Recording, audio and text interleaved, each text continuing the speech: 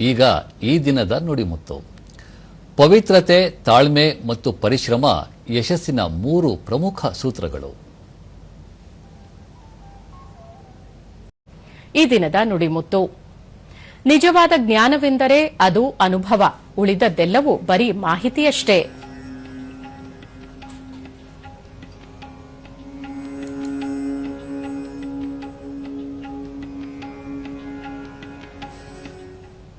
ತುಪ್ಪವನ್ನ ಬೆಂಕಿಗೆ ಸುರಿದು ಹಾಲನ್ನು ಕಲ್ಲಿನ ಮೇಲೆ ಸುರಿದು ಮೂತ್ರ ಕುಡಿಯುವ ಬುದ್ಧಿವಂತರು ನಮ್ಮ ದೇಶದಲ್ಲಿ ಒಂದಷ್ಟು ಮಂದಿ ಇದ್ದಾರೆ ಎಂದು ನಾವೆಲ್ಲರೂ ನೋಡ್ತಲೇ ಬಂದಿದ್ದೇವೆ. ಇದು ನಿಜಕ್ಕೂ ವಿಚಿತ್ರವಾದ ಸಮಾಜದ ವಾಸ್ತದ.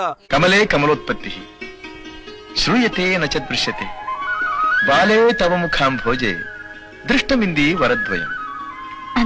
ಅಂದರೆ ಈ ನಿನ್ನ ಮುಖ ಕಮಲದಲ್ಲಿ ಕಮಲದಂಥ ಈ 2 ಕಣ್ಣುಗಳು.